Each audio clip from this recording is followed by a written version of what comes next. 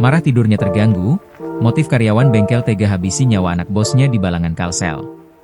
Setelah dilaporkan hilang sejak Senin, 17 Maret 2025, seorang bocah laki-laki berusia 6 tahun, MT, yang merupakan warga Mabun, Kecamatan Murungpudak, Tabalong, ditemukan tewas.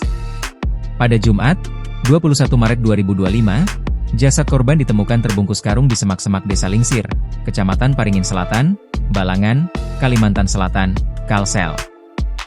Petugas berhasil mengamankan pelaku berinisial EA, 31 tahun, yang merupakan karyawan di bengkel ayah korban dan tinggal di rumah orang tua korban. Sebelum ditangkap, EA sempat menghilang bersamaan dengan hilangnya bocah tersebut. Ia kembali ke rumah korban pada Jumat siang dan langsung diamankan oleh aparat kepolisian. Kapolres Tabalong, AKBP Wahyu Ismoyo, melalui PSK Humas Polres Tabalong, Ibtu Joko Sutrisno, menyatakan bahwa dugaan tindak kekerasan yang mengakibatkan kematian korban terjadi di rumah korban. Pelaku tinggal di rumah dengan orang tua korban dan dugaan tindakan kekerasan dilakukan di kamar pelaku, ungkapnya. Menurut pengakuan pelaku, Ea merasa marah karena tidurnya terganggu oleh korban. Ia kemudian menampar dan mencekik MT hingga tewas. Setelah membunuh, pelaku berusaha menghilangkan jejak dengan memasukkan jasad korban ke dalam karung dan membuangnya di semak-semak menggunakan sepeda motor.